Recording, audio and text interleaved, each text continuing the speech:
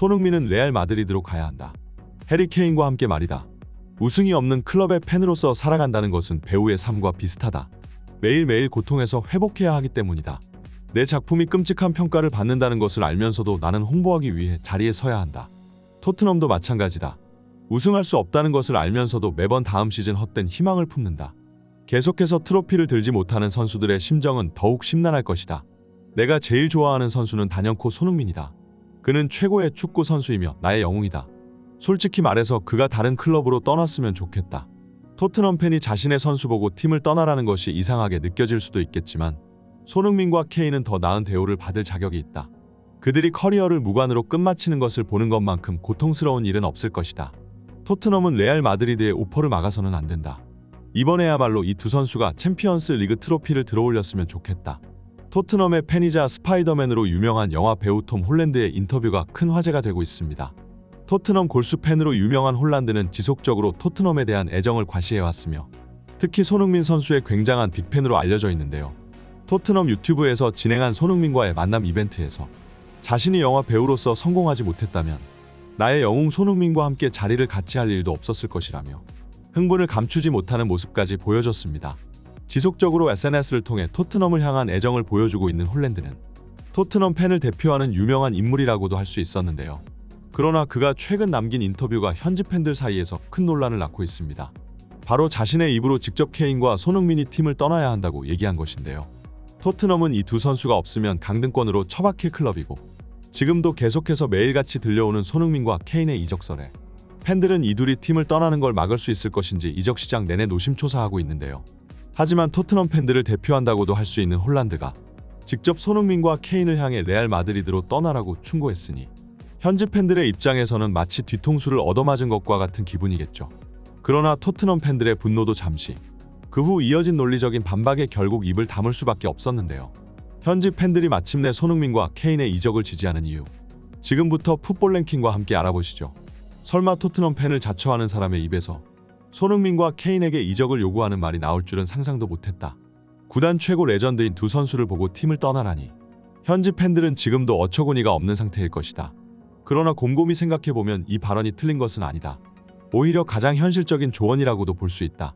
이미 손흥민과 케인을 향해 유럽의 명문 클럽들이 접근하고 있다는 사실은 모두 알 것이다. 그렇다면 물어보겠다. 토트넘이 바르셀로나와 레알 마드리드, 맨시티 같은 팀을 상대로 선수를 지킬 수 있겠는가? 아마 몇몇 팬들은 레비 회장의 강경한 태도를 기대하고 있을지도 모른다. 하지만 이것은 하나만 알고 둘은 모르는 일이다. 실제로 레비 회장이 과거 해리 케인의 맨시티 이적을 차단한 적이 있었지만 그것은 어디까지나 케인이 팀에 남는 것이 구단에 있어 더 큰 이득이라 생각했기 때문이다.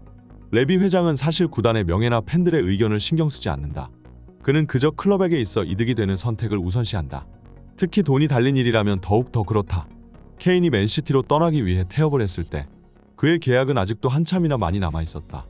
해리 케인의 계약이 4년이 남았을 때 팔던 혹은 2년이 남았을 때 팔던 그의 이적료에 큰 변화는 없었을 것이다.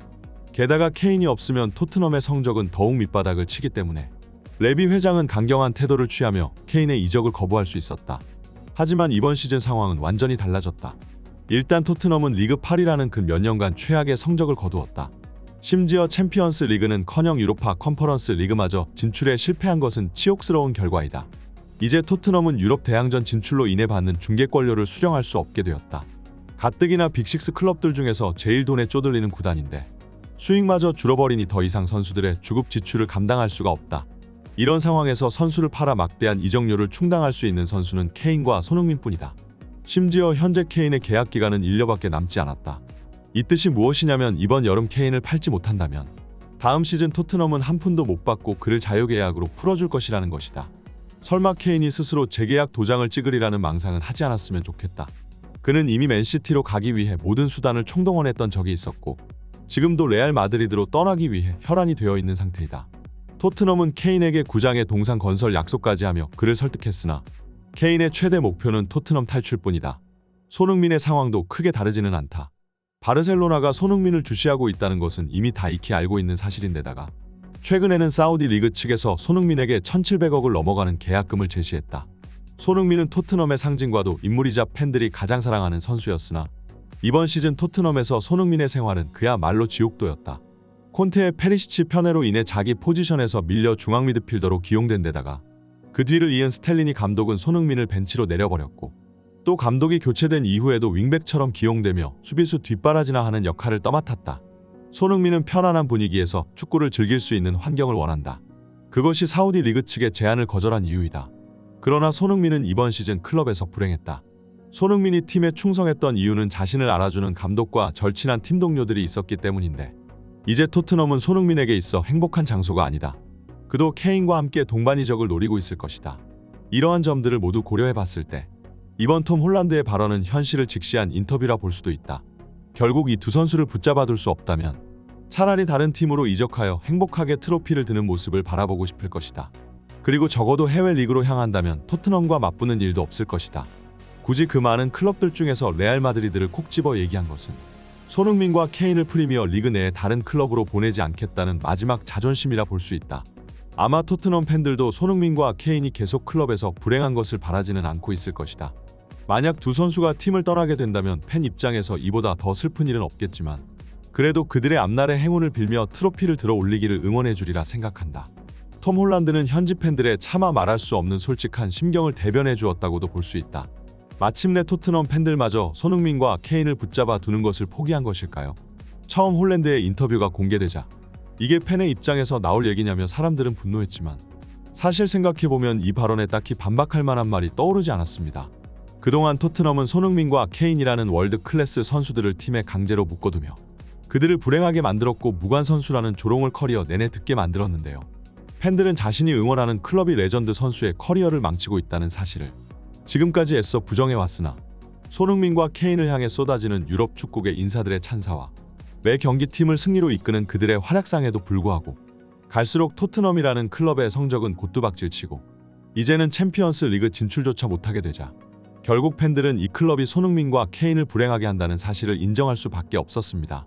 몇 년 전만 해도 케인과 손흥민의 이적설이 들릴 때마다 팬들은 이를 악물며 이적 결사 반대를 외쳤지만 최근 들어 토트넘 팬들은 현실에 수긍하는 모습을 보이고 있는데요.